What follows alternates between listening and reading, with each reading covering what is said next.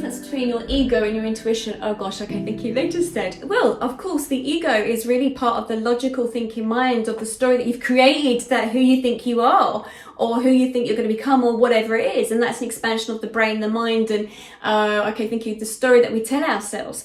The intuition is very different. The intuition comes straight from the heart. The intuition is working on the energy fields of internally within your heart. Okay, think this is why they say that this is very much about now, it's the soul well-being of you to see the difference. The ego is so much about how you see yourself or think of yourself, or what has happened to you. Also, the ego is very much also about the wounds that you carry with you. Those is all part of this. With the intuition, that's very different. It's not that you think from the head. It's very much more about that gut feeling that sort of propels you forward. The intuition is never going to judge you. The intuition is always going to guide you. It's like the compass within your heart. It's the navigation system that will lead you to where you need to go to. The ego is different. The ego travels down the spiral flex, the stairwell, like Alice in Wonderland. The ego will take you off into different directions. So the ego is that part of you, but it's more with that logical brain, and also with thinking of who you think that you are, and also the bringing up of who you were also through your life, and the pattern, the stories that you tell yourself. Okay, it gets caught up with the very logical part of yourself and your stories and your experiences.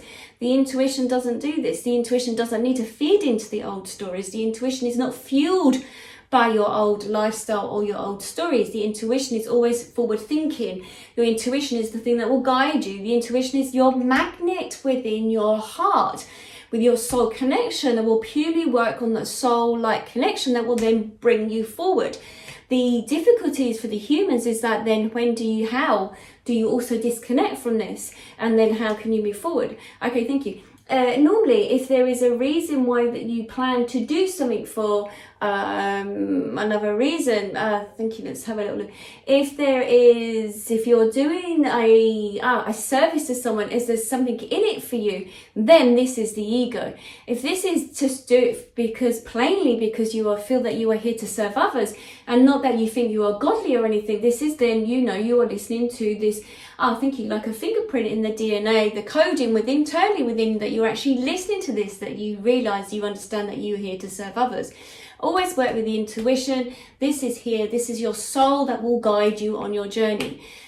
Okay, thank you. We are not great friends with the ego, they just said. With the ego pops in. But then this is the ego, the point of view that makes you more human. Of course, this is one of the faults that we had when we created you. I don't know who I've got coming then. Yeah, the intuition is very much like a whisper. The intuition is much like a whisper. It's not bang, I'm going to knock at your door and this is your intuition. It's very much like the whisper that you have to learn to train to use.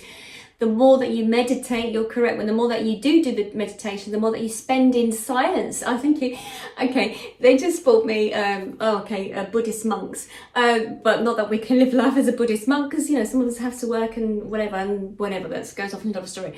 But it's more of that when we take those moments out in our day, that then we can connect back to our intuition. If you're busy and have no time for your practice, as in taking time for you, then you find it harder to connect with your intuition. It's got to be about spending the time to connect with your intuition. Okay, thank you, got it.